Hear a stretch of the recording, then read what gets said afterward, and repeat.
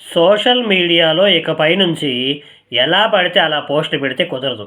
ఈ artificial intelligence టూల్స్‌తో పెట్టేటువంటి వీడియోలు ఏదైనా గానీ, పోస్టులు గానీ, ఏదైనా గానీ కంపల్సరీగా ఏఐ జనరేటెడ్ అని చెప్పి ఒక లేబుల్ అయితే వేయాల్సిందే. ఇది ఈరోజు కేంద్ర ప్రభుత్వం జారీ చేసినటువంటి ఐటీ రూల్స్‌లో కొత్త విధానాలు.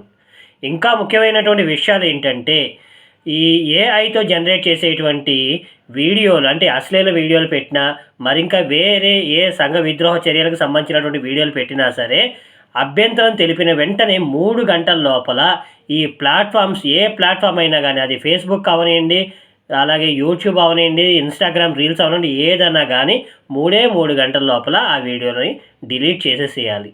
సో, మరి ఈ కేంద్ర ప్రభుత్వం పెట్టినటువంటి ఈ కొత్త మార్గదర్శకాలు యూట్యూబర్లకే గానియండి, క్రియేటర్స్‌కే గానియండి కొంచెం ఇబ్బందికరంగా అనిపించొచ్చు. కానీ కొంచెం బాధ్యతాయుతం అనేది కనిపిస్తుందని చెప్పొచ్చు. మరి కేంద్ర ప్రభుత్వం దీని మీద గట్టిగానే చర్యలు తీసుకుంటుంది. మరి దీని మీద మరి మీ అభిప్రాయం ఏంటనేది నాకు కామెంట్స్‌లో చెప్పండి. వచ్చే వీడియోలో కలుద్దాం. Thank you.